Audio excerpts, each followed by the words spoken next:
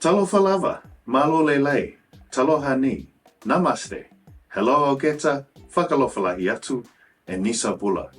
On this episode of KOKO Chats, we're joined by Catherine Zahidi, a Samoan entrepreneur with multiple businesses.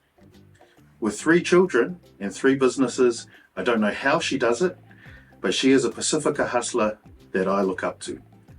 With her second business, Polybites, being the only Pacific product I know to hit major supermarket shelves in 2026, I know you'll want to hear about her journey. Let's get into it. Well, talofa lava. Whaftai lava, Catherine, for joining us here at KOKO Chats. Let's just start off with, how is the koko? Pretty good. Okay. Got my sugar in there, so nice and sweet. I made it fresh this morning. Yeah. And the last episode I had Marina on. Yeah. And it was way too weak. Oh. So I added another third. Yeah. So I try to measure it now. Yeah, yeah. You know, I've been fine-tuning it over the episodes to try to get it right. This is probably just a little bit too weak for me. It's trial and error, eh? Yeah. What do you think, I mean, though? it's good. For me, it's good. It's not too strong. So it's just how I would like it. And then the other question is, like, do you prefer white sugar or brown sugar in your koko? I prefer white sugar. Okay. Yeah. I feel like I've tried both. Yeah. And I feel like the brown sugar just adds a little bit more caramel, a little bit more depth. It's a little bit more sweeter compared to the white ones. Yeah. I mean, I'm not normally a sugar into my coffee and koko guy, but if I do add it in, it might be brown sugar. Just a little bit. Nice. Just to sweeten it slightly. Yes. So how we normally start KOKO Chats is talking about your heritage, your lineage, and then about your upbringing. Yeah. To help especially our young people, but a lot of our people, help them understand, you know, what shaped you into the person you are today. Yeah. So let's start with that. Yeah, sure. So talofa lava, my name is Catherine. I'm the founder of Polybites. So you can see here, I've got my wee Polybites chips here. So I started off in basically, I was born in Auckland, and then Mum sort of took me over to Samoa. We were raised there. All my siblings were, and went to school there. I think we only sort of came over here for university, really. So the upbringing over there compared to here was very different. Growing up over in Samoa, it was always like it's culturally oriented and around the people, around respect for others, especially your elderlies. It's always been service to people, like rather than yourself. But then when I came here, everything started was a little bit different for me. You know, it's always individualism. It's like you for yourself so much. So compared to, you know, back in the island. So it was a bit of an adjustment, you know, going through the university, and I was trying to figure out who I really was here compared to when I was over there, and how I was going to really do all my studies and have this cultural identity with me, carrying around with me, because some parts of me I had to not hide but leave behind, because I was basically engaged with all sorts of different people from university, you know. But I think having the Pacific group there also helped. The Pacific team, who was at the University of Canterbury at the time, they also helped us navigate through the journey as a student. You know, get to touch bases, like socializing with each other, sharing food, you know, at different events whenever they have, and so it was quite a different upbringing compared to being in here. Yeah, I mean, in Samoa, as a child, did you have family members that were in business, or any sort of, you know, side hustle or anything like that you grew up knowing and helped plant a seed within you to where you are today with polybites? Yeah, of course. So I grew up with my grandma from my dad's side. So my dad's mum, she was basically growing taro and banana plantations over in the islands. She did a fishing business. So she had a team who just goes fishing. She goes and then sells the fish to the markets. So it was early as in the morning, I would say maybe 4 or 5 a.m. You're at the market selling the fish, especially on a Sunday. That's like the biggest, income revenue days for her. Was that taboo? Sorry? To work on a Sunday? To work on a Sunday. I know the Christian faith over there is a lot stronger and intertwined into society than here in New Zealand. Yeah. I think it also depends on, like for me, I'm Christian and I also work on a Sunday. So it's like finding the time when I get to stop working on a Sunday. Is that like before 8 o'clock, you go to church 10 a.m. Is that like the time to finish up work for us?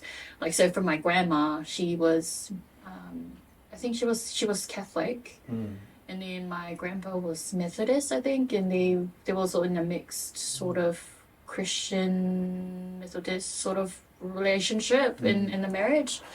So I think my grandma had like a sort of a time where she doesn't do any more work after, on a Sunday.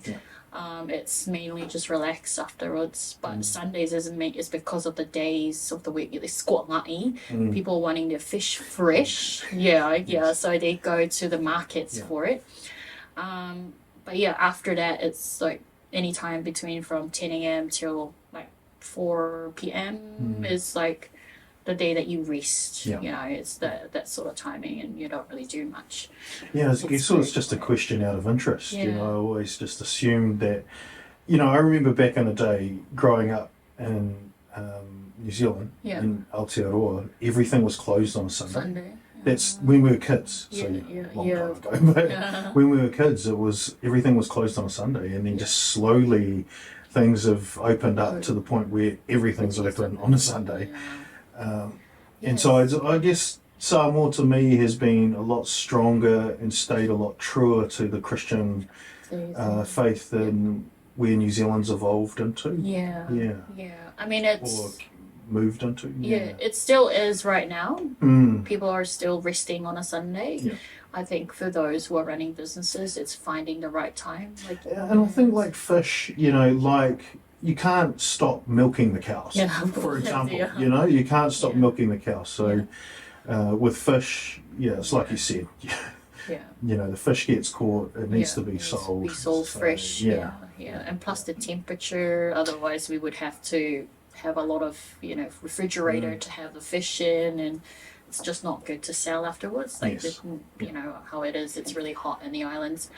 So that was my grandma, and then. Also, they had the mechanic business running as well. That side of the family? That side of the family. It's mainly my dad's side. So my grandma is half Chinese, half Samoan. My great-great-grandpa was deported. In those days, they had everybody who was Chinese deported back to China. So so I think I get a bit of my side of business from dad. And dad is sort of also he started the mechanical business. He's been fixing up cars, and then he went into making selling parts, car parts, and he's been taking containers every 3 months. He's taking containers. Right now. He's leaving the Sunday with mom and them to go clear the container up back in Samoa, because he took another one from. So he's based here in Christchurch. He's based here in Christchurch. So he goes every 3 months to take stuff there. Does he run a shop here? No, he doesn't run. He just takes. He's kind of semi-retired. He's. I guess it's become a habit too, But it's his way of also making an income for himself. It's just he's always stayed quiet about it. Never really showing that side of revenue for us to, but he's always, at our launch, he was always wishing that, he was telling everyone, oh, I wish one of my kids could help me in the, shipping business, but now I am in the business with him, so sort of doing all the paperwork and things for him. Yeah, so it's good. I mean, it's one of those experiences that you get to, I probably don't have that much long as well with my parents. They're growing older, and it gets. And how old is it? He's 60 now. Yeah. So I think he's still hustling. Still 60. hustling. Yeah. But it also helps him, go around. Not really, with a lot of our people back home by 60 they're retired, or maybe 70. It's life gets a little bit slower for them, but this age, doing some work helps them feel energized. Yes, and I think a lot of guys around that age and as they get older still need purpose. They still need purpose. Keep on going. Yeah. Man, you're blessed to have so many hustlers in your family. Far out. Wow.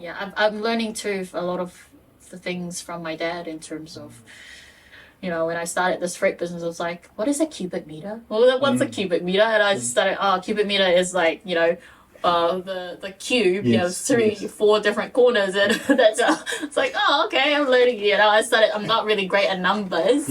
But so it's learning the math again, and yes, my dad's really good at numbers, so it's just one of those experiences. Keep learning. And tell me about your mum's side and your mum.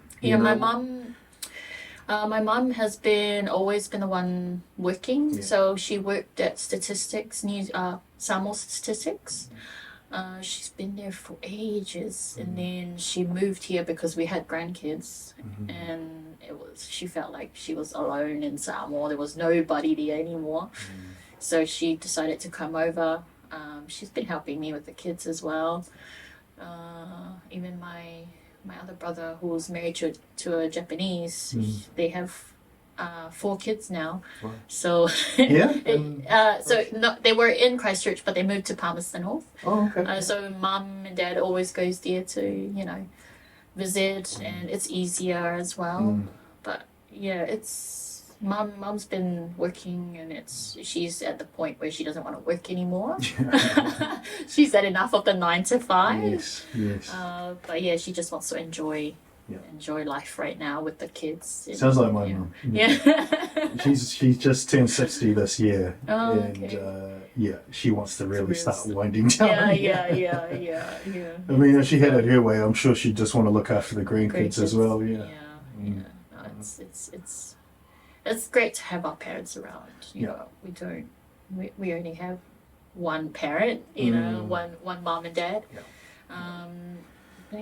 Awesome. Wow. I mean, and the other question I have for a lot of our people like yourself that have come over, from your parents' vision of giving you guys a better future here in Aotearoa, is when you're back in the islands, it's easy for us to say in the Western world we have these money conversations, first home and all these sorts of things, but back in the islands, because there's not really this whole journey that you need to take to get into your first home, because land is just owned by whole families, and then you're just you're given some sort of blessing from the family to build a house for you and your own little family.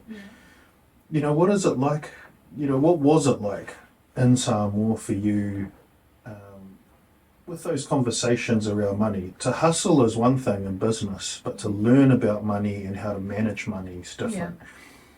Having grown up there, is that something that's a part of the households, the families? Very good question. Money was never brought up. We didn't ever talk about money. The only time we get to talk about money is when there's a whalawe. And that's where people are like, okay, you need to contribute this much, this much, this much, and all of a sudden it just puts a burden on somebody. We never had savings, not even $1 a day, even just to put aside. But I think because we didn't have the financial literacy education back then, I mean, right now it's a lot easier for us because we've got a lot of the resources that we can access, the internet and some of the coaches in financial coaching. In Ngangana Samoa? Not in Ngangana Samoa. I think it's probably the educational system. It's not introduced. They teach math. They teach Samoan language, all the other subjects, just not in the education system. It's not. Yeah, we are not taught how money works, how you can make money, how you can manage it, budget it. Probably accounting more so, but normally not everyone gets to take accounting when they switch when they were like, no, thank you. Yeah, exactly. Yes. So it's a hard one unless you're like from those very prestiged families. They have a lot. They will understand a lot more about money. They teach their kids about money even when it's not taught at school. So even with your dad's side of the family being business people, entrepreneurs, it still wasn't talked about. No. Interesting. No. Yeah. And I would have thought even the Chinese heritage and the Chinese influence might open up those conversations, but it still didn't. No. Probably if my great-great-grandpa was around would have helped, but I think money was a very hard topic for everyone. So, I still remember my grandma sort of getting all this money from the market, and then she'll have her team line up and it's like, okay, this is for you, this is for you, this is for you, that's it, and go. Like they didn't even bother how much am I getting, or like they didn't have that conversation. It was whatever she made, and then she's just sort of divided it equally. It was not like, okay, we'll pay you $23 an hour. It's almost like commission, it's almost like she was paying out commission. However much fish you bought in and I sold, that's how much you're getting. You're gonna get it. Wow. It's a hard one, even with within our own families. It was never taught. Why? I think it just brings up a lot of frustration. We're already not making enough, and we don't know how to manage our money. It puts a stress on us, so we'd rather just not talk about it. Yeah. And you know what's funny is that I believe, and you're a market researcher, okay? You're a researcher, so and we'll get into that journey of yours, and your tertiary education. But I'm just from what I've experienced and people I've talked to, and I'm half Baalangi, and also a lot of my schoolmates that I have today are Baalangi. And I just don't know if many households actually talked about money, even here in Aotearoa, in New Zealand. I just don't think, maybe it's a generational thing. Could be. But whether it be in Samoa, Tonga, Australia, New Zealand, I just don't think it's a topic many households want to open up. Yeah. I mean, it's very personal. It is, it's hugely personal. Yeah. Hugely personal. It's kind of, it's even hard for me to open up with, when I'd rather speak to somebody who's a stranger about my finances compared to somebody I would know, Yes. You know what's funny is, I said it, who was it? It was either to Taveri or to Akili. Yeah. And I said to one of them, when I got my insurance, my personal risk insurance, I was buying a house with an ex-partner, and I got the insurance with a friend. So a friend was in the industry of personal risk insurance, and I was happy. I was like, yeah, whatever, bro. Okay. You want my medical history? Yeah, whatever. And we were in our mid-20s, so I was like, whatever. I mean, today I went, I've had a few things since then, but the one thing I didn't want a friend to go through was help us with our mortgage. Right. Yeah. So we went to, it was actually a boss's contact at the time, and we went through him. Yeah. And we didn't go through a friend. Right. Because of that. Yeah. I was very ma, you know, Yeah, like yeah, I was yeah. I was very I was very ma Yeah, about my money in my mid-20s. Yeah, yeah. I think that's just where a lot of us sit, you know. Yeah. And I was explaining to someone who was entering the mortgage space, the mortgage advice space, and I said to them, look, don't be offended if friends and family don't come and see you. Yeah. Because what they're actually saying without saying is that they don't want you to see their financials. Yeah. And that's fine. Yeah. Because I explained my own personal feelings around that when I was in my mid-20s. Yeah, of course. Yeah. I think it's well, not only some people may be embarrassed to show the financials, maybe because they feel like they're being judged. Yeah. Is that what it is? Really? Was it for you? Yeah, Okay. I think so. Yeah.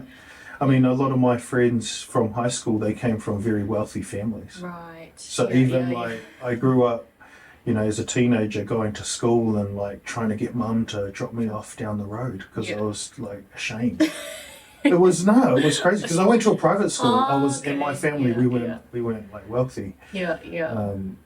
Just middle income. Yeah. You know, middle income family. And it was like that. Yeah. So, and I grew up, mum drilled it into me. Yeah. Don't be ashamed. Who cares what they think? And, you know, eventually, it started to sink into my thick brain to stop caring about what people think. Yeah. And just do my thing. Yeah. But in my mid-20s, I was still, I think, I was sort of same in that early teenage lives. Like, I was just buying the branded stuff and left me with zero in the bank account. I was like just buying all these brand stuff, you know, just to make me look good and feel good about myself. It was, but really, it's one of those things. I think even I know one person who's my husband's friend. He is loaded, but don't want any family and friends to know. He keeps it a secret, and even my own husband was shocked to see how much properties he's leased. And he's he didn't know that until he found out that he was the owner of the property. And I was like, really, he's not even sharing with his families or friends. So maybe something like that for other people who has it all but are trying to keep it quiet. You know, maybe because there's always somebody that keeps asking for money. You know, potentially, yes. Yeah, that's that sort of thing. I'll get, What about growing up in Samoa? Did your family own, or the wider family together, own land? Did they own their own homes? What was that like? Yeah, my mum and my dad had their own property. They bought their first property and they built their own house on there. I grew up really in the city with my aunties and uncles. We had our own property there too. Everybody had their own. I think more of the one in the town was owned by a collective of the siblings. The main family, really. That's from mum's side. I think that's pretty common, isn't it? It's common. It's common. Yeah. And so you'll see all my cousins coming there, you know, it's like, oh, you're sleeping over. It's all good. Oh, you're sleeping on my bed.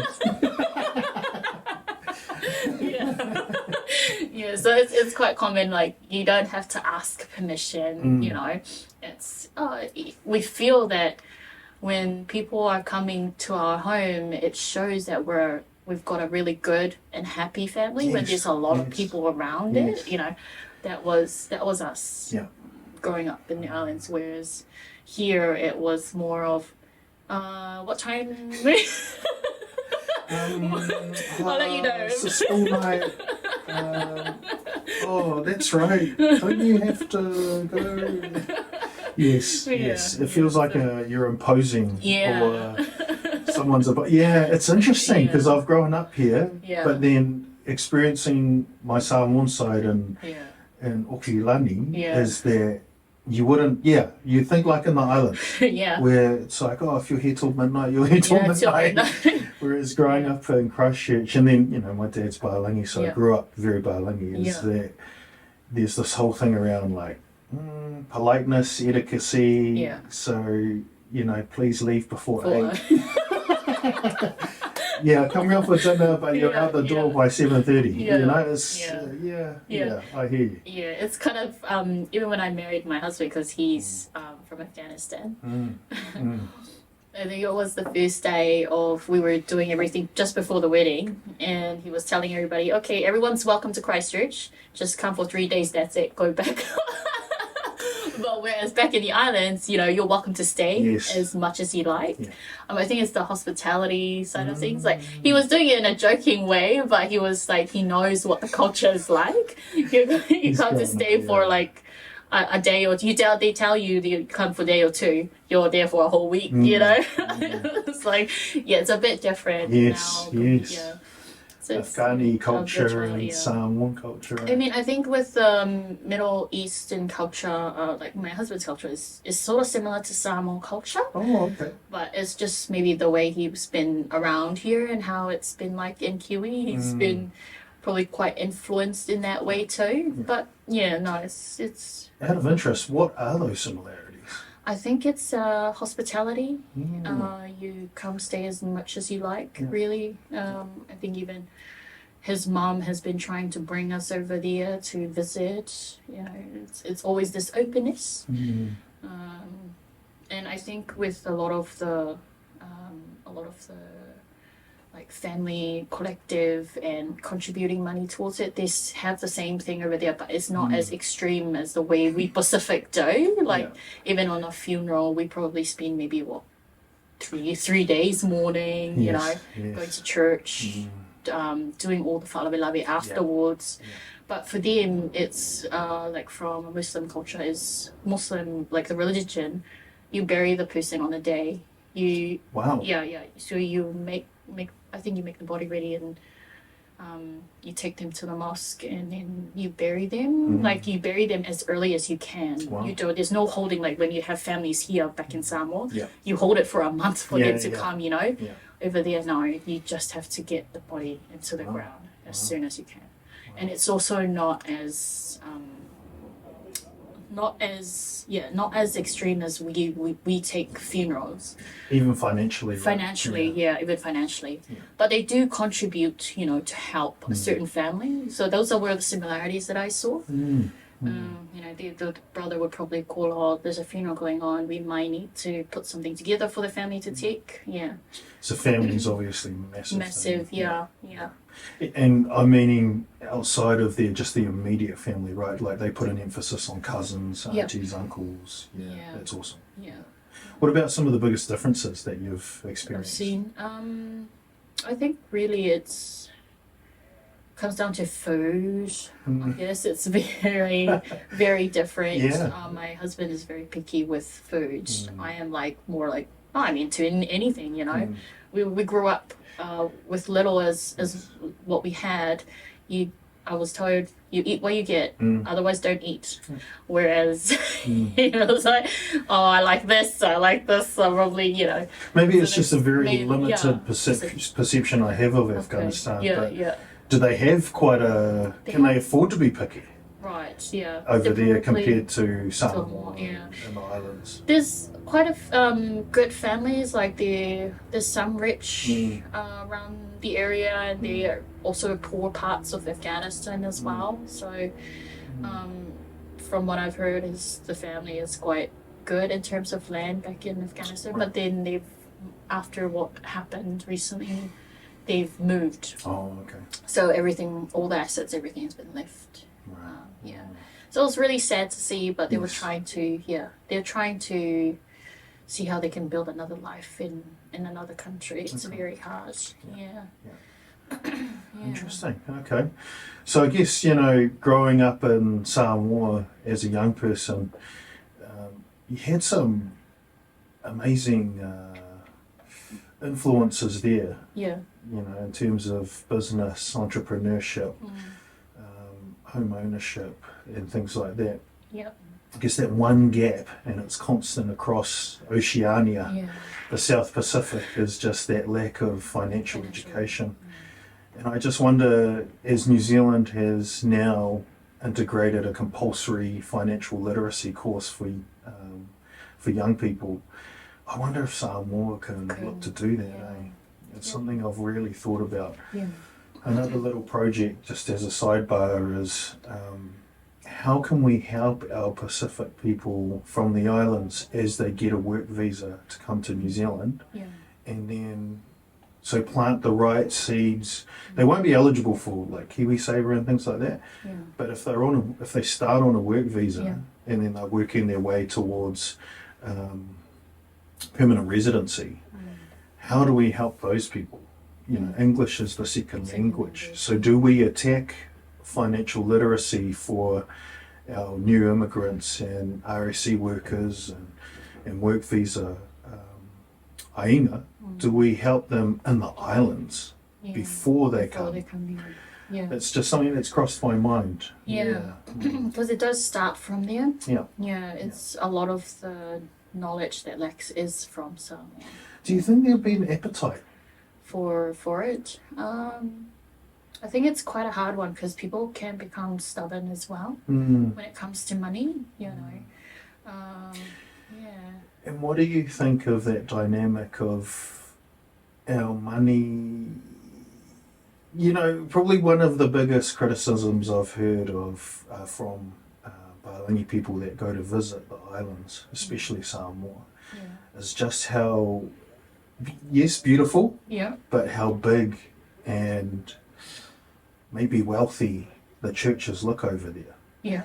And do you think maybe those could be the ways to teach our people about money? Yeah.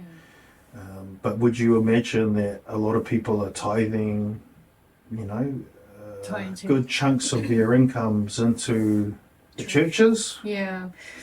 I think it's a lot because for us it's a lot of the giving side and that's where the faith, like our religion side becomes tied into money, is because we're thinking, oh, if I give this much donation to the church, I'm gonna go to heaven, or you know, like this or more. Yeah, you know, the more you give, the more you receive, and it does come down to that.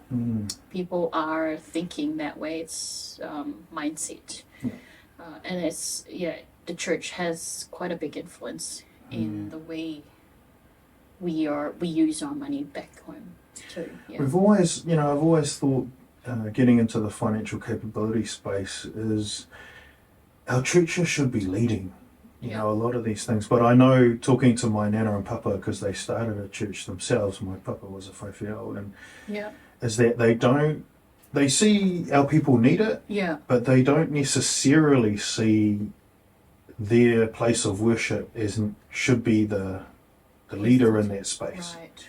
Yeah. And I said to Papa before he passed away, is there, you know, should I come in, run some workshops, teach? And we just never got it off the ground, and then he passed away.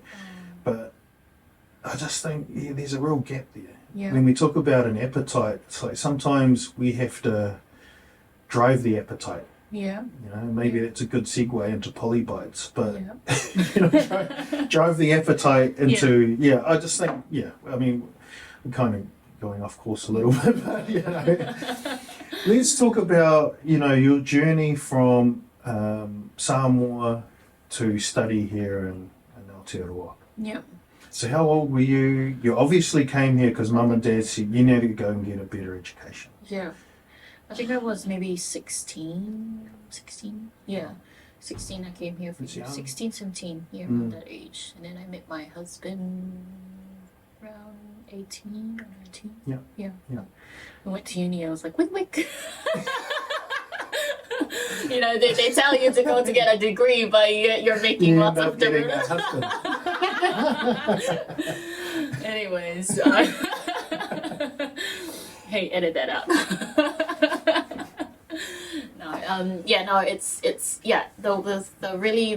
My journey from university was my mum and dad sent me over here to at least get one degree. The mindset for them was, what they've been taught is that you need a degree to get bread and butter on the table. You know, get the job, provide for the family. But it was me getting the job, and I got a job, and then I got more into knowing how money really works here. And then that's when I realized I needed to have a little bit of control of money, because whenever I was earning, mum and dad would be asking, you know, there's a whalawilawi going on, we need some help. And it was always me like, oh, I'm just going to work for really nothing. Like, it's just giving it away, you know, it just made me not want to feel like wanting to go back to work. And I totally get it. Like, I wasn't even in a position to help myself, but yet I was helping. Yeah. So it was hard, even as a student. But then I slowly learnt some of my own techniques to try and keep money aside. You know, it's like having a little bit of a budget. Okay, I have this wee budget, and that's all I can use to contribute to somewhere else, you know, whether helping back home or family or whatever. And then you have a little bit of spending money from myself, because I love to buy things. And for us women, it makes us feel better for ourselves. Even as a student, we didn't have, I didn't have a lot. You know, we were earning student allowance. Yes. Even student allowance was only good enough for rent. Yeah. You know, I was learning how to pay my bills. I never used to do that when I was growing up there, because everyone else was paying the bills. We got fed food. I didn't get to pay my own food, you know. So I started learning how rent works here, how to pay my bills, Groceries. Get groceries and budget my groceries throughout the week. As a student, that's what I was learning how to do with money. I mean, it was a great experience because I was learning how to be independent. It was good. It's funny, you know, just going back a touch, is just how generous, you know, you're talking about giving, and we just give.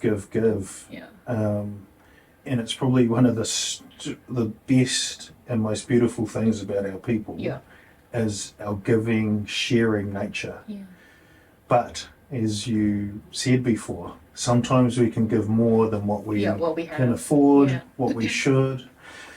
And you just pointed out something that I think is really important, is that you budgeted. And then you realized, in order for me to even just live, but also stay motivated, stay in the right headspace, in the right mindset, is being able to still give, but not punish yourself at the same time, grind yourself into the ground. And I feel like some, you know, it's not very many people, it's only a couple of people that I've ever come across that have ended up almost despising our culture because of the overgiving, you know, nature that we can have. So I think, you know, call it a Western thing, you know, because you took all that on board once you moved to, was it Okilami where you started? So I was there for maybe a couple of months before I moved down here. Yes, right. But it took that move and forcing you into independence. I mean, you could have ended up forcing yourself into independence going to a university in Fiji, for example, South Pacific or something. But, you know, maybe it was a touch of that Western influence, maybe it was a bit of the consumerism. But you're right. I think the budgeting, you mentioned budgeting, and I think that's important. I think that's what we don't do much, not in our culture. I think if we had like an account just as a collective, a family just putting in even just $5 a day, or I mean a week, that would make a big difference when a whalawilawi comes up. You know, if everyone, like 10 people, are contributing to that account, and then just look at it, and that's the only account. You know, that's the only money you get to give or do whatever with the whalawilawi. So, I mean, I know a bit about you, obviously, and you've got like, it seems like 1,000,000 degrees now. But tell us about, you know, about your qualifications, that university life, and how that led you into starting your own business. So I started off with a Bachelor of Commerce in International Business. I always knew that I wanted to get into business, but I never had the courage to even start anything when I was at uni. Probably even with your even with your family influence. Yeah. Yeah. Yeah, Okay. I think it was the risk Yes. involved, and just looking at it, like, where am I going to get the money to start anything? And then probably I was very naive at the time too, so it maybe took a little bit of experience to go through university, to have a couple of jobs, and learn from other people, experience life a little bit before I went into business. You know, that sort of learning experience helps me a lot. Yeah, so I never, so after I did my Bachelor of Commerce in International Business. I went to China to learn some Chinese, some Mandarin. Came back, and I've actually never really used the language here. Maybe I would see maybe a couple of Chinese around and probably talk the language, not as fluent, but can understand some. Did you reconnect with those Chinese roots? No, I never got the chance to. Yeah. Like, I was looking. It's such a massive country, right? It is. It's a massive country. But I was sort of inquiring, to my mom where my great grandpa came from, but nobody ever knew anything. It's probably my grandma would have known, but she's passed away. So after I did that degree, I went on and did another degree. I did a BCom honours. Wow. And that was in marketing. So my route took me there because there was no masters in international business at University of Canterbury. So my only other option was to do that for me to get into the marketing course, because I never studied marketing, but prior to doing the masters itself. So I needed to get the exposure to marketing. Yes. So I did the BCom honours in marketing, and then I went on to do my masters in marketing, and then did another masters in international in global management and innovation, which was from a different University of Auckland. So those were my two ones. I did half of the masters here in Canterbury was halfway through done, and then I started another masters up in Auckland. Yep. It took me a bit of convincing the supervisor that I can actually do it while I'm down here. Most of the studies needs to be done while you're actually on campus. Right. So those were my 4 degrees. Yes. I would have done PhD if I didn't run out of money, but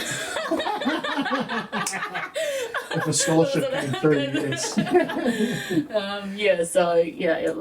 It was a bit of a work, but Yes. it helped me grasp all the knowledge that I could. Learning was a big side of me.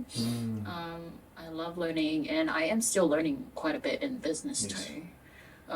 Basically what the university would teach is they will teach all the information. It's just up to you to take that information and put it in boxes when you're in business. And that's what I found. It's a good way to put it. And it's not, they're not teaching how. You have to do the how, when you're actually in business, but they'll tell you the what. That, I think, is probably the biggest difference that I experienced, because I just did a BCom at university, and then I went to Polytech and did a graduate diploma. Yeah. Is the biggest difference between Polytech and university I experienced, so I'm not speaking for every course or every one, but my own experience was that it is that practical application that Polytech allows that I didn't experience at university. Yeah. And I think it's really cool that you've done 4 different degrees, 2 masters, 2 being masters, and the way you put it there by putting those learnings into boxes within business, and having seen you grow 2 businesses now with a 3rd launched last Friday. I can see where it's all coming together. It's I think the applying side of things that you need to figure that out yourself. They can tell you everything, but the how side, you need to figure out how to do that. So you did those 4 degrees, and then did that build enough confidence for you to say, I'm launching my first business? Or was there, you mentioned I felt like I needed to work for a bit, and then get into that position. It's funny because, 4 degrees, someone would come out with a pretty big head. But, from the out, from just pure on paper, if I thought, oh man, Catherine's got entrepreneurs, business owners in her family. Yeah. She's learned to be independent. She's got 4 degrees, 2 of them being within commerce and business. I would have just assumed you'd be coming out of university, guns blazing. I'm ready to roll. But it's interesting, and it's probably a good thing that you took a step back and you thought, actually, I need to be careful here. Yeah. Because, people like myself, we go gung-ho and it can bite us in the bum. So very measured, very mature. So for me, really, it was looking to get the experience first. Because, yes, you can learn all the information, but it's quite different in practicality of it's a bit different. So I did get a job as a business development officer at my insurance claim, which was a subsidiary that was owned by Shine Lawyers New Zealand. So did you meet Tiff? Yeah, Tiffany. Yeah, I know Tiffany. Samoan. I know Tiffany. Yeah, we've been in contact here and there, but So we used to be down at Ferry Road, and then we're basically dealing with insurance claims, earthquake claims. Yeah, so we were representing homeowners against the EQC and the insurers. So we were just helping them out to, with all the botched repairs of houses and things like that. We were helping them out, but I did get like some experience around door knocking. So for me to go knock on a door was a bit daunting for me, but it helped build my confidence, and it also helped me build my communicational skills. Wow. Like, it knocked off the naive side of me, all of a sudden somebody's like, get out of my property, I don't want you here. What are you here for now? So, like, all the rejections going through there, like, I'm used to it. Yeah. So I don't kick myself into it, not taking it personally. So that sort of trained me a bit in terms of having a bit of a tough skin in the game. So when I was in my insurance claim for maybe I was 3 years, I did pull back out because I needed to finish my studies, and I also needed to focus on I was already expecting my twins at the time. So I thought maybe it wasn't a good idea to go back to uni. So I did finish my master's, and this was the Auckland one eventually. And then I got back into work. So I did go back to work as an office manager. I was basically doing some marketing, some sales, customer service experience there. It was all sort of a mix, and you know how it is when you're given a job, a position, and yet you're doing other things. Yeah, it was kind of like that for my insurance claim. But yeah, the learning experience for me was really good.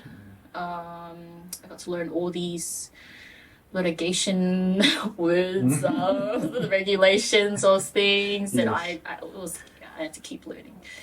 Wow. So it was an experience that I learned from, and then I started the business when my insurance claim. So the business closed down because there was I think there was a date that was expired that you can't actually reopen any more claims. So we ran out of business, obviously, and so they moved all of whatever was left to Shine Lawyers.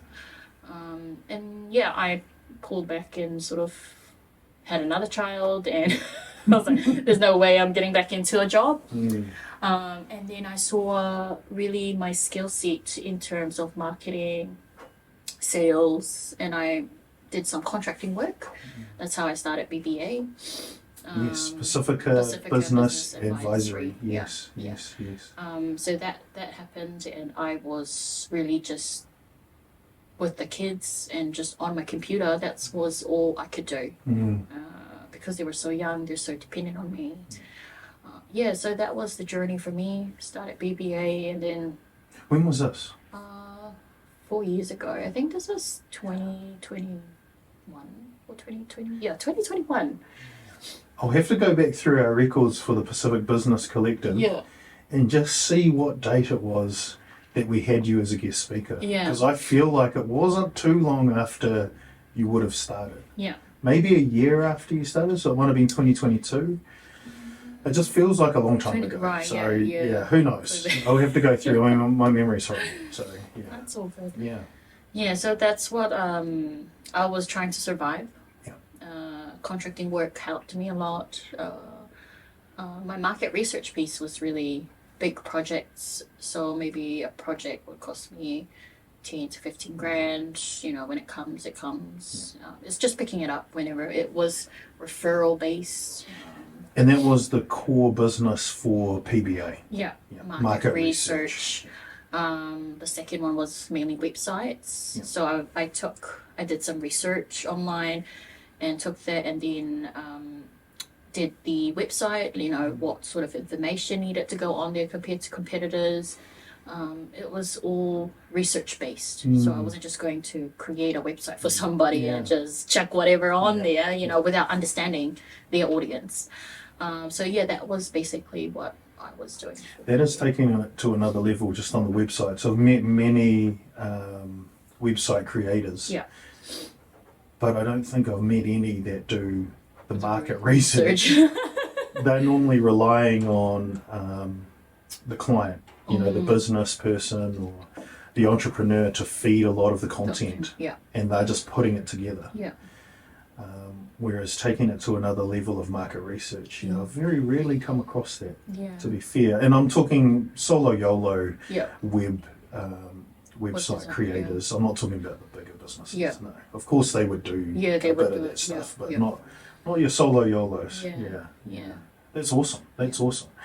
And as that business has progressed, where did Polybites come into the mix? I think because I was really looking at products, specific products into supermarkets. Well, where can I find taro banana chips?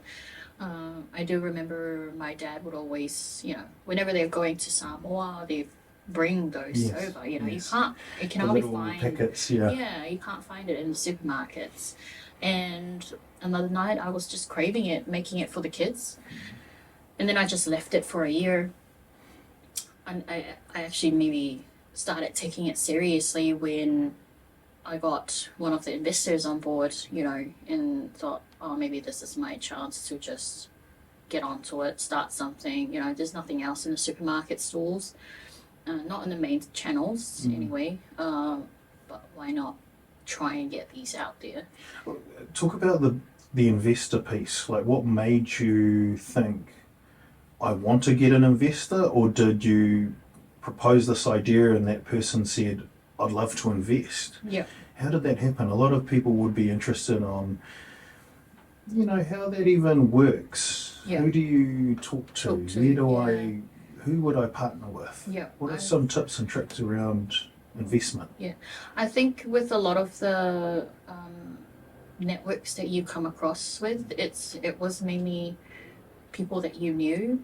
You know, they see what you're doing, they want to help out. Is there an opportunity for them to invest and help you grow the business and help them grow their investment? For me, it was presenting a business plan to them. That was most important, because then they will see, okay, this is actually a serious thing. You know, it's not just an idea, not somebody talking to you. They've actually done the research part. They've done some pricing there. They've done, done a bit of designing work to go into, you know, what sort of flavors, for example, with our taro chips, you know, how are you going to position that to the market? It's all that information needs to be on document and presented to them. Yeah, it's an idea, but have you done the work to present it to them? Have you done the workload in terms of maybe having at least 5 to 10 pages, putting some information? You can think about everything that you would want, but when you're typing it in, putting it on paper, that's important, because then you'll get to see everything. Yes. and you'll see what the plan really is, and then that helps somebody else see whether there is some potential in it. What made you choose that particular person? Now, I know a lot of our Pacific people, we've got big families, we've got big friend groups, big networks. But what makes you hone into that particular person to present the business plan to? I think it's their belief in terms of helping somebody, because this person has been one who supports Pasifika businesses specifically, and they're always looking at helping out other Pacific in the community. So his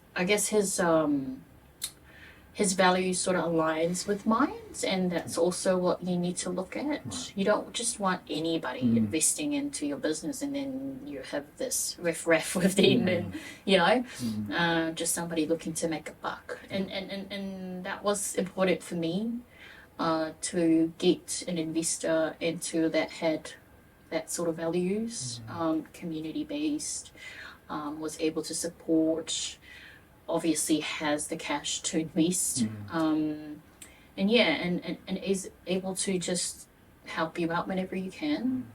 I think some of the big ass investors, they might bring on like their networks.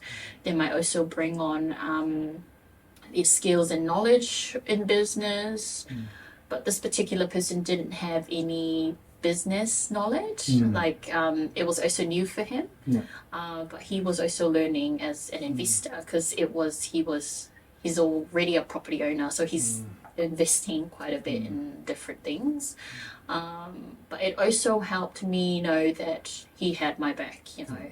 He's and that you could trust him. And I could trust him because we both have the same values. And was it, like, you don't have to share dollar figures, but was it a significant investment, or was it more of the entry-level investment? It was entry-level. Yeah. I think that entry-level investment really helped us kick off. Wow. So we started off with nothing, $0 in our Polybites account, and that investment helped us buy taros and bananas to make the, get our packaging done, what else, seasoning and some oil to get the first batch lot. I hope he got the first taste as well. Yeah, well, he did. So that investment helps you do a little bit, and then it grows. Then you reinvest your profits from that to making a next batch and so on. Yeah. And do you, we'll go through your journey with Polybites, but as it stands today, from when you got that first initial investment, would you be looking for further investment? And what would be a part of your thinking if you were looking at that today? Because when we talk about it, you've come a long way in a short amount of time. Yeah. If I'm looking for further investment, no. I think what I'm really looking at is partners who can help Polybites. Not so much investment, because I think we have enough to get off the ground right now, with a lot of my networks helping us out. And it's not just the money side, it's seeing who you partner with that could help.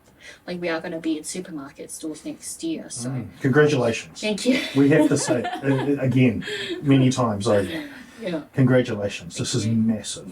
I don't know a single person that, and it'd be Pacific, non-Pacific, that has products in supermarkets. You're the only person I know. So it's incredible. I mean, it's going to be a huge challenging journey for us, especially the production side. But we're looking at contracting some of the work out to some manufacturing companies up north, and that will help us a lot with consistency of flavors, textures, and things like that. So will that affect your price? That will definitely affect the price. If we can produce into like big bulks of that, will reduce so much of the cost Yes. that were involved right now. Because small batches, we're making it by hand, so much work involved. You know, like, I don't want to make this anymore. yeah. So it's definitely going to reduce a lot of the cost and Yes. reduce the price as well, which can make it affordable for people to purchase. Let's just take a step back. When did you start Polybites? When was the launch? Yeah, so we launched it at Polyfest March this year. Yes. Yeah, so that was our first entry to the market, and who was your first customer then? and you were my we had to take a photo of you. We did. Yes. No. Yeah. So that was March this year. This year. And then you just told me Yeah. that you guys are getting into supermarkets next year. Yeah. Early next year. Early next year. We've just set up as a vendor. 12 months. Explain that journey. Yeah. Explain that journey. Yeah, it's not easy. I think there's a lot of nights that you'll have to stay up to make sure it works. You know, there'd been nights where I thought, oh, this is never gonna work. How am I gonna make it work? Because we've had some of our first packaging was when we launched. It was a very different design compared to this one. And it's been one of those things that I wanted to change after I've learned how the supermarkets work. So packaging was important for me to get into the supermarket. That was important. The other thing was branding and pricing. Pricing needs to be right, especially needs to be in supermarkets. So it's been not really a journey that I enjoyed. It was a journey where I just had to constantly learn from others, connect with others, push myself out of my comfort zone. Yes. You know, I've been in those big ass, you know, all the Europeans and all different peoples are there. I was like, oh my gosh, I felt like a small fish in there. and when I went home and I told my husband, oh my gosh, I feel like I was not even like, I was like this little ass dot person in the room. Like just learning from everyone, and my husband's like, that's where you know you're learning something new. You're around people who's made it, done it all. You know, that's where you know you're growing. Yes. You know, it's like, yeah, you got a good point there. So yeah, I've had to learn to push myself out a little bit. And just made the most of the connections that I've had. You know, I got some funding to help us out, to get us up and studying from Pacific Business Trust, which was a great help for us. I think also it's presenting that business plan is important for them, and looking at how much effort you've put into your business. Like, is it investment ready? You know, for them to invest the money, is it something that is good to go? Have you done the work for it? Yeah. Well, knowing where you've come from back in March till now, late 2025, it's just so much that you've crammed in. Yeah. And I've seen this product evolve. I think in our cupboard, we had your original packaging, original chips, and even right now, just the sheer brilliance of calling it pink taro chips and green banana chips. Yeah.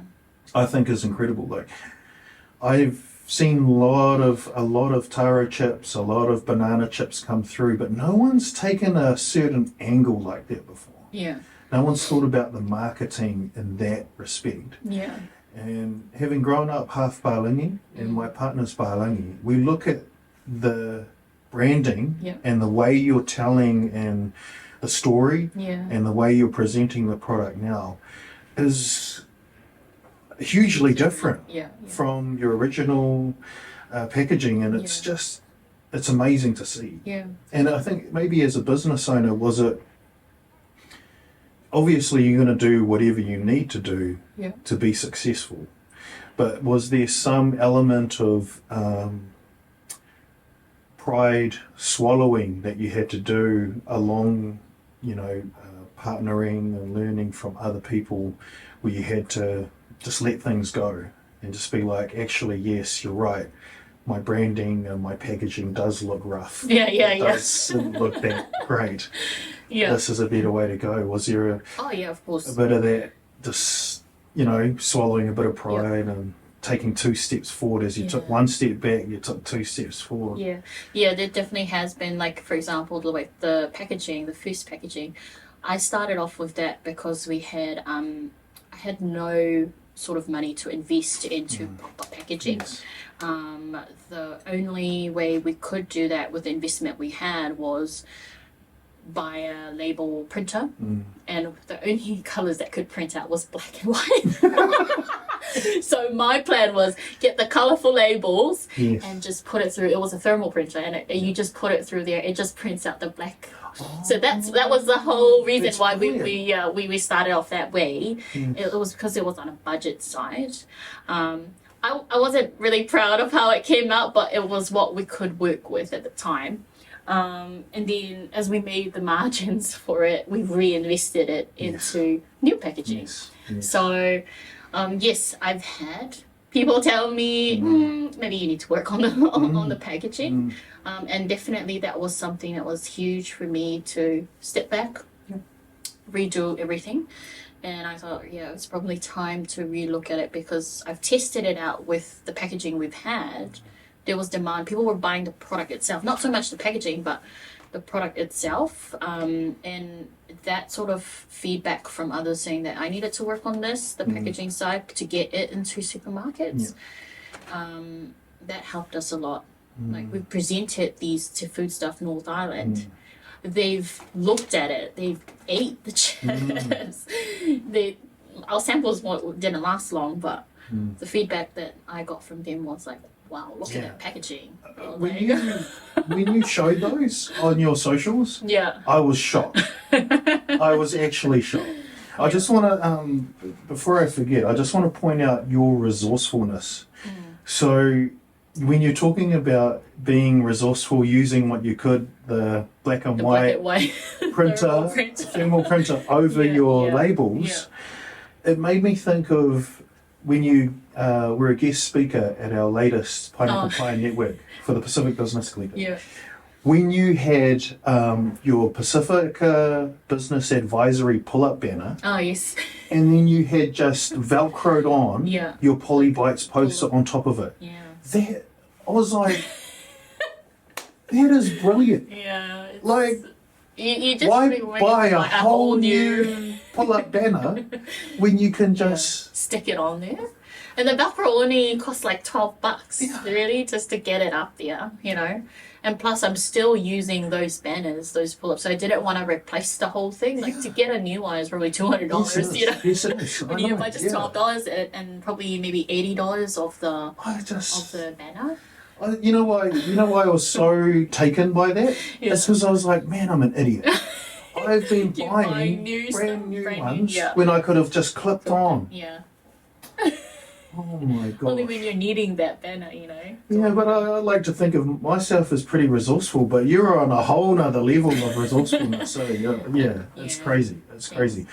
Just with this Polybites journey, how have you navigated Pasifika Business Advisory?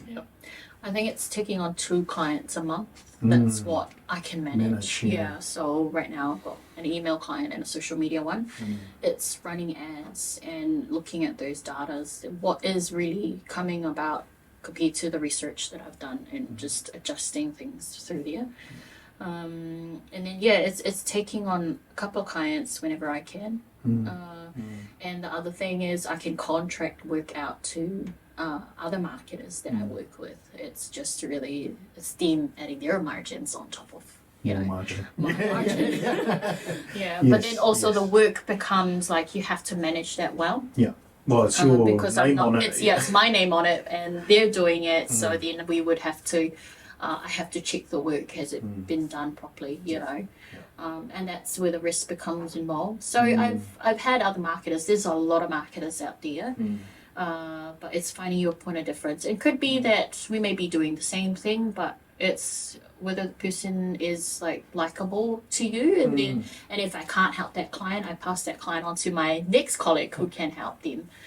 I think about that in terms of where I've seen the mortgage advisor space grow here in Otautahi and Christchurch, is that in the early days there was only a few of us. Right. And now there's a lot of us, which is really, really good. I want to see more Pacific financial and mortgage advisors. But I think in a similar way of thinking is that if someone doesn't like me, then please go see someone that is within our network.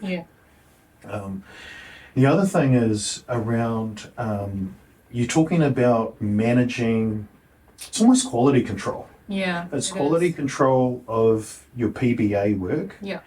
But you mentioned before that you're thinking about outsourcing your manufacturing of polybites to someone else. How are you thinking in terms of quality control for that, especially if you're based here in Christchurch and they'll be up in Auckland? That's going to be a tough one for us. We used to have one of our polybites contract manufactured by another supermarket. We were trialing out for maybe a month or so. It was great for the first couple of batches, but then it started like not producing the quality that we wanted, and then I just pulled back out. This is not how I want it to, So I was basically co-manufacturing the products with them. They handled the frying, we handled the prep work, seasoning everything. The products comes back to the restaurant and we do all the seasoning there, and so we were able to check quality that way. We were able to check, okay, these batches that you brought back is not good. It's a waste of our money. We're not going to stock it into the pouches. But this company that we used was very small. So, and I could tell that it wasn't really professionally done the way you would see like a big ass manufacturer do the work. So up in Wellington, I'm in contacts with, we're currently looking at manufacturing the products through them. So they've got a big ass team, a manufacturing company, facility there.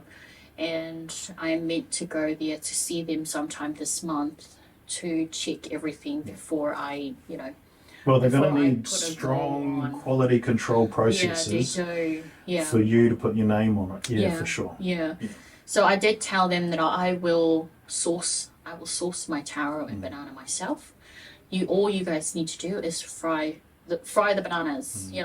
I don't want to be standing in the kitchen for a very long time because I have other works, I wear other hats, and it's just not something that I enjoy as well, like cooking. Oh my gosh, who loves cooking? She's running a food business, but she hates cooking. Someone make that make sense. I love the branding side of it. The marketing side is my passion. Well, that's your bread and butter. That's me. Making the product is not me. I definitely love to eat. The eating side of things, I would love to be on that side.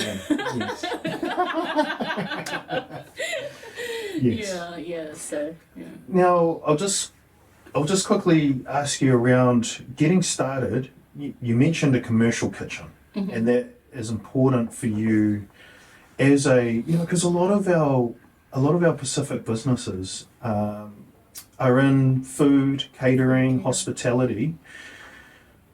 Partnering with a commercial kitchen, how important was that, getting Polybites off the ground in these last, 10 months? 9 months? 9 months. 9 months, as you lead in towards potentially, like you said, a big ass manufacturer in Okilani.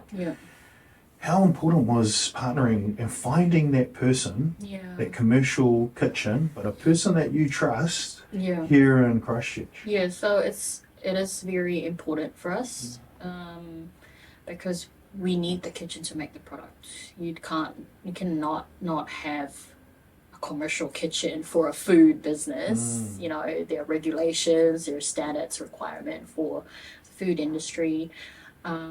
But finding the person to do it with somebody who had same values as you, came from the same neighborhood. That's important. I was knocking on doors, calling around the restaurants, just maybe 2 weeks before launch. Wow. 2 weeks before launch to make these products. Yes. I was like, there's no way I can get it up and running, because we had somebody that was going to make the products, but they lost their kitchen, their commercial kitchen, so we couldn't use them anymore. And I was just knocking on doors, calling the fish and chip shop. I was like, can you guys make this? You guys have deep fryers. We need, It's like, oh, no. When they heard it was taro and banana, oh, no. We don't know how to handle it. It's because they didn't know how to handle taro, and taro especially, And so I called up the restaurant where we're currently operating from, SS Polynesians Takeaway. And Etel was like, yes, come along. And oh my gosh, she was a beautiful soul. She's and an she's, amazing woman. Yeah. her values and the way she is, like that, just you cannot come across those type of people. It's rare you can come across somebody like Ita. To be able to open up her doors for us to help us out, that's and it made me also want to help her business out, so we've been at her store. She's been doing great with with her sales. When we got launched Polybites, one video went viral just from that, and then it drove some traffic to her restaurant. Wow. Yeah. Awesome. So everybody knows where it's probably just take away now. So that partnership helped us. So obviously with the marketing of our side, we get to have our brands out there, but her brand is also out there with our collaboration. We are advertising where we are, where we sell our products. She will forever be a part of your journey. Oh yeah. I'm forever grateful to she's Lisa. Awesome. Yeah. And she's, I will say this, with some Tongan blood in my genes, is that she sells or creates some of the best lusipi in Christchurch. Okay. I've never had lusipi. I've met a lot of purist Samoans where they just cannot see anything other than coconut cream and maybe onion in their luau. Okay, so there's a lot of Samoan purists out there that just will not see anything other than that. Just coconut, cream and the garo leaves. But I got to give it to the Tongan brothers and sisters for just throwing a bit of meat in the middle. That's my buzz. So we, I think I know what you're talking about, the coconut leaves and the cream. I think we had, I used to have those back in Samoa, but it was mainly chicken. Was it chicken? Yeah, I think it was something to do with chicken. It wasn't necessarily, I think it was turkey. Was it turkey? Yeah, probably the turkey butt. Yeah, something like that. But it's not really chicken. They were using that for the luau. Okay. I've never heard of that for Samoans. Wow. I always thought it was Tongans that were smart enough to put meat in the middle. Look, I know we've been talking for a long time, and I know you're a busy woman, but I wanted to talk about your latest launch of a business that you just launched last Friday evening. Let's talk about that, because it does tie into your journey with Polybites. Yeah, of course. So when I got the opportunity from Jack, who runs Jack Shipping Freight Forwarding in Auckland, they've been operating for 5 years. I jumped into it because he was always struggling with the South Island demand. So we launched that. I got my dad involved in that one because that was his bread and butter. Yes. He's taking containers and everything else. I'm only good on the paperwork and probably the branding side of things, marketing. But it's having another partner where you can depend on that will do that side of the job.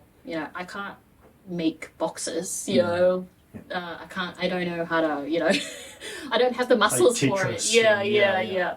So he and my brothers, who are also down here, they will be looking after that side of the operation. Awesome. So my side is answering the phone calls and the inquiries, sending the booking forms, getting the pricing right. So it's just looking after that side of things for us. Yeah. I remember you mentioning before that to take it into the supermarkets, you're going to have to review your costings. Costing, yeah. Costing. And that the supply chain of your galo, your taro, and your fa'i, your green Yeah. bananas, was really important. Yeah. And that's why this opportunity really just kind of came out of nowhere. Yeah. But as the stars have aligned. Yeah. Tell me about that. You know, you're doing the paperwork and things like Yeah. that, but the reason behind it is mainly around polyglotts, right? Yeah. So the supermarket will definitely need a lot of supply.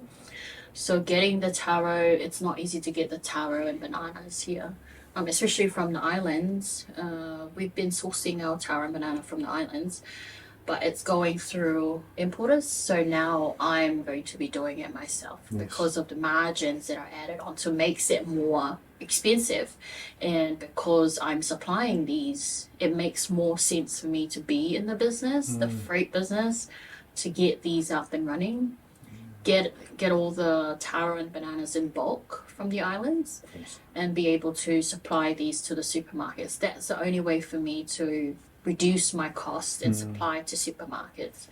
Because they've asked me to reduce my prices. I was like, people are paying like $13 for chips. I was like, it's just them looking at it thinking, oh, we need to reduce, either you reduce your price or reduce your cost and increase my supply for me to make a margin to go to the supermarket. So it's buying things in bulk. Yes. I'm at that stage trying to figure out how that's going to happen. So it's having partners on board to be able to buy things in bulk and bring it over here. I definitely understand with because we use fresh taro, not really the frozen one. That makes it even more harder because it needs to arrive here fresh rather than the frozen where it's hard to cut and you have to leave it. It's going to be soggy. That's why it tastes so good. Yeah, because we use the fresh taro. Yes. Fresh taro and bananas. Yeah, so it's bringing things in bulk. That's the main motivation behind me jumping into it, because we've got the okay from supermarket stores. It made more sense for me to jump into this business. So did you invest in Jack's Shipping and become a partner in that sense? Yeah. So you've maybe bought shares off Jack? No. Okay. So we run our own under Jack's as a franchise. Yes. Yeah. So cool. We use That's a cool model. we use Jack's branding. There's some others that are not using their own, and because of brand awareness, Jack's already out there. I was like, look, I don't want to be creating another website, doing another logo, please. Let's use your you guys are already out there. Let's use your branding. Awesome. You guys are good with your reputation is out there already, and let's go with that. So it's almost like Foodstuffs North Island, Foodstuffs South Island, Jack's Shipping North Island, Jack's Shipping South Island. So he has others in, I think it was Hamilton and Wellington as well. Okay. So they're using his brand for their business too. Awesome. It just makes more sense marketing wise. To market another brand. Oh my gosh, it's a lot of work. Yeah, it would be. It's unless you don't you just want to partner with somebody who's already out there, established, and who's already got a reputation. And it's not it's not what you need to be worrying about. Like you said, you just need to be worrying about getting reliable suppliers from the islands, and then Jack's Shipping will just get it here. Yeah. So that's what we're trying the freight business for Polybites. Really, it's getting the supplies here that's important for us, and of course with my dad. He's always wanted to do this business. He always wanted somebody to help him, like one of his kids to help him. So I was like, okay, why not? Probably two stones, killing one bird with, how do you say it? Two birds with one stone. Yeah. So I was able to do that. Yeah. But, and it's kind of become a family business with your brothers involved, right? Yeah, this is awesome. Yeah, so that's pretty cool that I get to have them on board to help out with that side of things. They're my brother's building the boxes with my dad, learning the business, it helps him as well. He's trying to get out from his 9 to 5 job. Yeah, he wants something more flexible. Everybody wants something more flexible nowadays. Especially though for our parents that are getting a bit older, eh? They still want purpose. They still want to earn a bit of income. Yep. But yes, flexibility with grandchildren. Yeah, absolutely. Yeah, it's having flexibility to work around. Like even I don't. With my kids, it's hard to work around. Like I work all the odd hours. Yes. It's probably at 10 o'clock. I'm on the computer till maybe 2 a.m. in the morning. Have a nap before the kids wake up. Take them to schoolwork again. Yeah, it's one of those. Yes. I have wondered, I've known you for a while now, and just your sheer hustle with 3 kids, a husband, and then now 3 hats. I've always admired your hustle. Thank you. But just, whaftai lava, Catherine. Right. Thank you very much for sharing your journey, all the way from Samoa, to Okilani and then to Christchurch. We're very, very lucky to have you down here. Oh, thank you. Seeing your journey and an amazing last 9 months before sharing the news of getting into some supermarkets. Yeah. No. Awesome mahi, aluenga. Whaftai lava for sharing. Thank you. Thank you for having me. It's really good to be here, and I hope this helps our young people out there. Encourage them to get into business. There's always ways to make it work. You just gotta. I think your brain sort of clicks through when how to make things work. When you're when push comes to shove, that's when you really get working. Yes. So I hope this helps them, get resourceful. You can start with $0 and make them work. Awesome. All right. Thank you, Catherine. Thanks, Danté. Yes.